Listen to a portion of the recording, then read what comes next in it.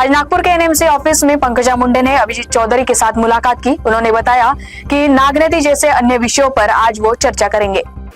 आता आम्ही सगळ्या नद्या जशी नाग नदी आहे, तशी इंद्रायणी आहे, मुळा मुठा आहे, पंचगंगा आहे, गोदावरी आहे, चंद्रभागा आहे, या सगळ्या विषयांवर आता एक प्लॅन करतोय, एक थरो प्लॅन करतोय। खरंच आहे नदीचे पुनर्जीवनासाठी प्रचंड पैसा मिळतो, वेगवेगळ्या CSR ॲक्टिव्हिटीज चालतात, पण आपल्याला हवा तसा रिझल्ट त्याच्यामध्ये मिळत नाही।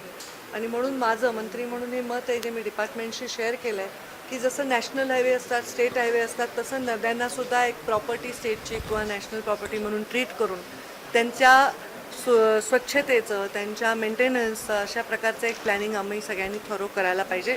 तर नाग नदीचं पण आम्ही त्याच्यामुळेच रिव्ह्यू घ्यायला आलो। ह्या सगळ्या रिव्ह्यूजमध्ये आम्हाला खूप चांगले इनपुट्स मिळतील, ते इनपुट्स करून आम्ही त्याच्यावर एक चांगली कॉन्सेप्ट नोट तयार करू आणि ती कॉन्सेप्ट नोट तयार झाल्यावर नक्कीच आम्ही मीडियाबरोबर ती शेअर करू। आता इथे अजून बुट्टीबोरीचा पण एक विषय आहे, त्याच्याबद्दल पण काही प्रदूषणाच्या तक्रारी वगैरे आहेत, त्याच्याबद्दल सुद्धा आम्ही इथे चर्चा करणार आहोत। आणि हे प्रदूषणाचं जे खातं आहे हे इम्प्लिमेंटेशन किंवा त्याचं कुठलीही गोष्ट जेव्हा आपल्याला येते निधी तर त्याचं वितरण किंवा ते खर्च करणं हे त्यांच्याकडे नाही आहे।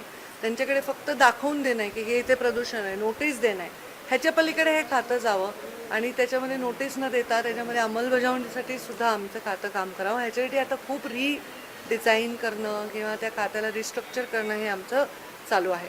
तर त्याला वेळ लागेल, या अधिवेशनापर्यंत बऱ्याचशा गोष्टी आम्ही क्लिअर करू शकू।